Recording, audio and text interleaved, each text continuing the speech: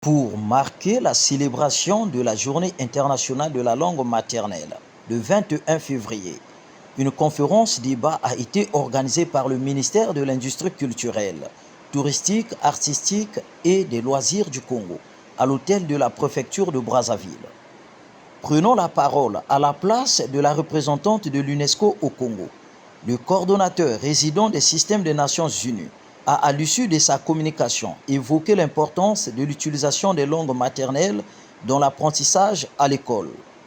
En effet, au-delà d'être un instrument de communication, les langues sont ce qui nous rapproche, déterminent notre compréhension du monde et font vivre l'histoire, les traditions et l'héritage qui nous caractérisent. En République du Congo, le français est depuis plusieurs années maintenant reconnu comme langue officielle.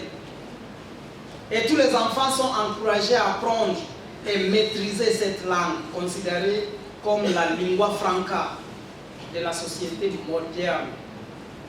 Cependant, dans leurs interactions quotidiennes, les populations congolaises ont tendance à parler en langue nationale, à savoir le lingala et le kituba, ou en langue régionale qui joue chacune un rôle essentiel dans la préservation de la riche mosaïque des cultures et des traditions qui rendent cette nation si unique. Au-delà de la valeur symbolique des langues maternelles dans le rassemblement des peuples ou la préservation de leur identité et de leur patrimoine culturel, ces dernières représentent également un vecteur de développement et de réduction d'inégalités, notamment en matière de l'éducation. C'est également tout le sens cette journée internationale, célébrer ces manières de dire le monde dans sa multiplicité, s'engager à ce que la diversité des langues soit préservée comme patrimoine commun et œuvrer une éducation de qualité dans sa langue maternelle pour tous. Permettez-moi donc aujourd'hui de vous surprendre un peu en vous adressant en lingala, la belle langue des deux Congos. Kosalela noko ya mboka na kelasi ekoki pe kosunga boyebi ya bana.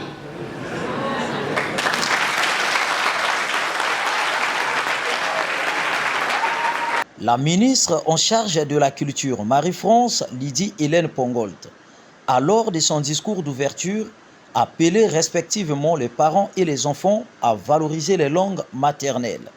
La célébration aujourd'hui est donc l'occasion de tirer la sonnette d'alarme et d'exhorter les adultes de notre pays à parler les langues maternelles avec leurs enfants. Les jeunes sont interpellés et invités à parler sans complexe les langues des terroirs de leurs parents.